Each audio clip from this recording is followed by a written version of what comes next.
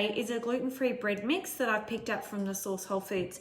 It is a mix that's got some millet, I think it's got psyllium husk, and a couple of other ingredients, but it's a very nice fine flour, which is an easy mix rather than you having to mix all different flours together, and you can just use it as the one product.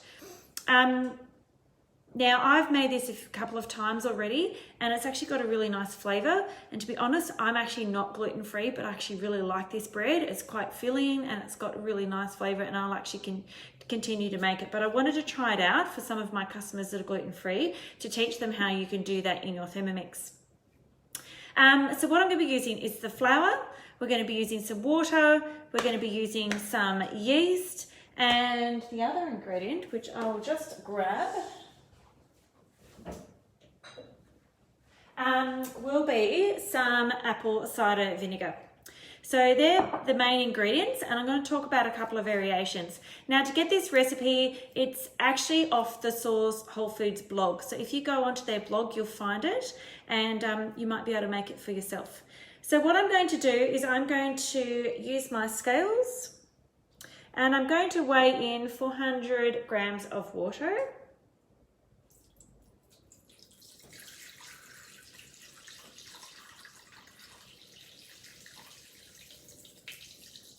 And of course I don't quite have enough, so I'll just grab a little bit more.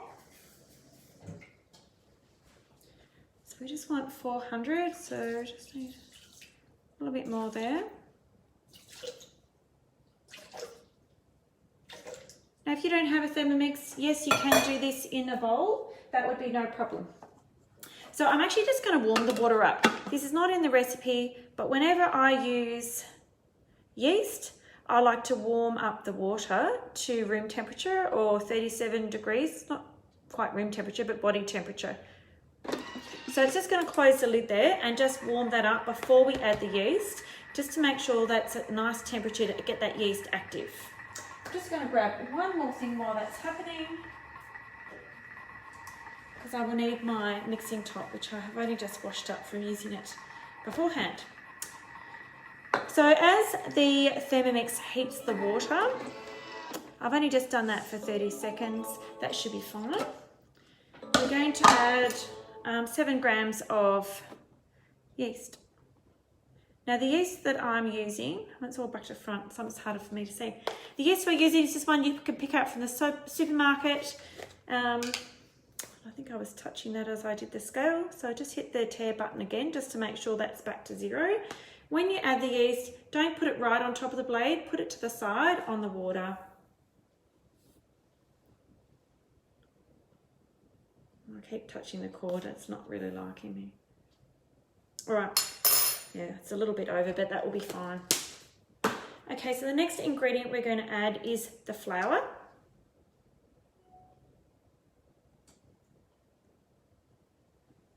Okay, I'm just going to grab my spatula so that I don't spill it everywhere. So we're actually adding about 330 grams of the gluten-free bread mix that I bought from the Source Whole Foods. And then I'm going to add also a tablespoon of apple cider vinegar.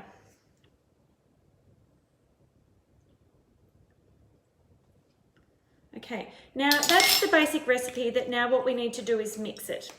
But if you like to vary up your bread a little bit, what you can do is you can add some seeds.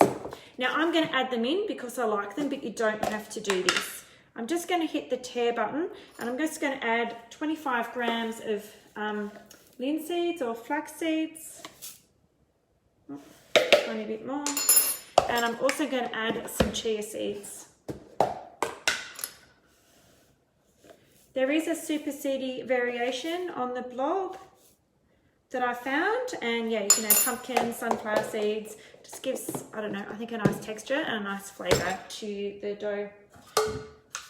And I'm just going to add my lid on now, and I'm just going to mix this on the dough function for about 2 minutes. So you just want to set your time Now the recipe itself says to actually mix it for between 2 and 5 minutes. I actually find that 2 minutes is enough, and I'm going to just give it a bit of a mix halfway through just to make sure that it's all combined. Now kneading this kind of dough, it's not really kneading it, it's really more mixing it, but it's just a little bit easier in your hands when you use the Thermomix to do the work for you. So what I'm going to do next is just get out the tin that I'm going to be baking in.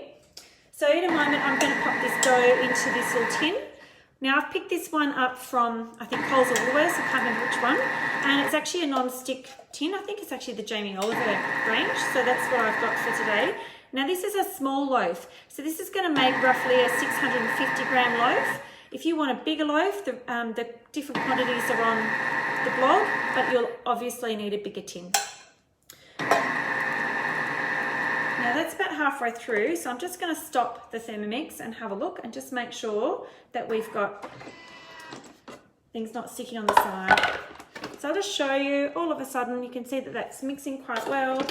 And I'm just going to scrape off the bottom. Okay, that looks pretty good. I'll just mix it a little bit longer.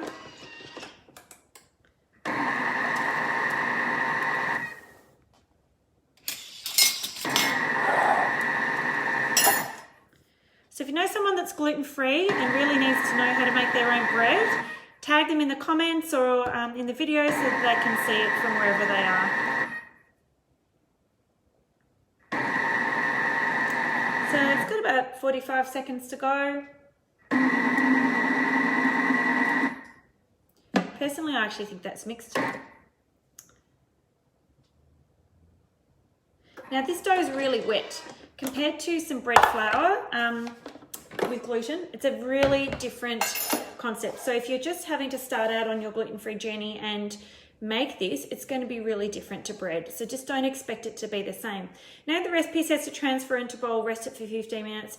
I don't do that. I'm actually just going to pop it straight into the tin and let it rest there. Now if you're making a seedy bread, sometimes what you can do is what I like to do is just grab a teaspoon of seeds and put them on the bottom of the tin before you add your bread dough in. So I'm just going to get the dough out of the mixing bowl now, and I'm just going to sort of gently spread it, because it is quite wet, into the tin. And what we need to do is actually let this dough rise with the yeast in it before we bake it.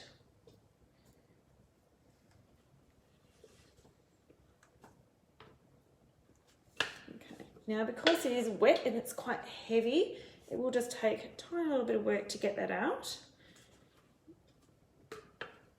Now, the next tip I'm going to show you is just when you've got dough on the blades of your Thermomix bowl, how to get the most of that out.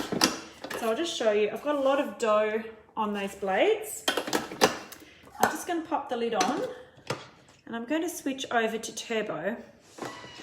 And I'm just going to engage the blades for 1 second.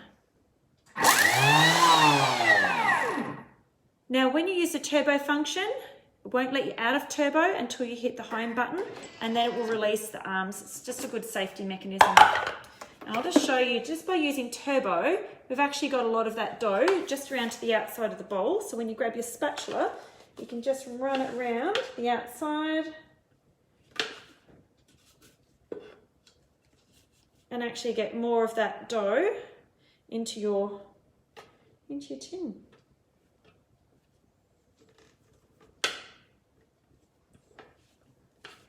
Now this is actually quite a good recipe because it's literally just a mix, rest and bake it. And I reckon anyone can do this. All right, so I've got my dough. I'm just going to spread it out a little bit because it's not going to rise quite as much as a gluten bread.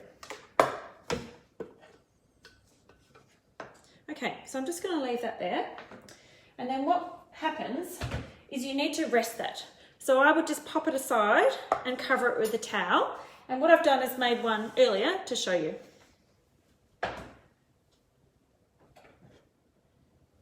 So just as a comparison, I did this one an hour or so ago, and you can see that that's risen up towards the top of the tin. Now I've got lots of seeds on top of this one as well, but you'll be able to see, I get this in the camera, One's sitting quite high and one's sitting a bit low.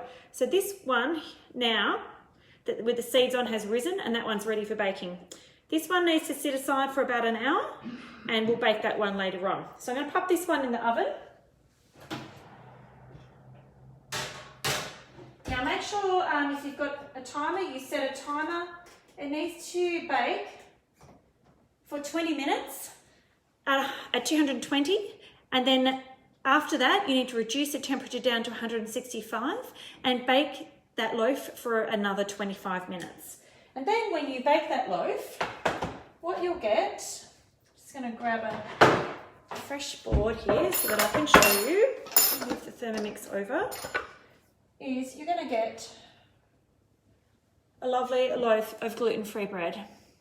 Now this will freeze really well so that you can keep it, because if you're someone in your family that needs gluten-free and other people don't, I would make sure you maybe make 2 at a time, and that way you can freeze them and not have to bake as often. So do the work once and have the rewards for a longer period of time. So I'll cut this open so you can see what it's like. It does have quite a nice crust on it. And it actually has a beautiful texture inside. So you can see it's steaming. It's quite light and fluffy, and it's really, really, really pleasant. I left some for my husband the other week, and he didn't even know it was gluten-free, and he actually said it was really good. So that's easy gluten-free bread. So if you want to support the bulk whole food, the sauce whole foods, go and get that easy gluten-free bread mix. If you're in Ballarat, go and ask Janet or one of the girls in Ballarat or wherever you are.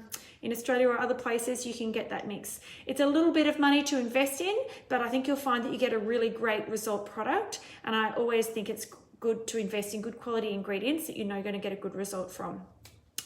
If you're one of my customers and you want some help with this, please reach out to me, and I'm more than happy to help show you how you can do this with your Thermomix. And if there's someone that that's gluten-free, please tag them so that they can get some good advice on how they can make an easy gluten-free bread.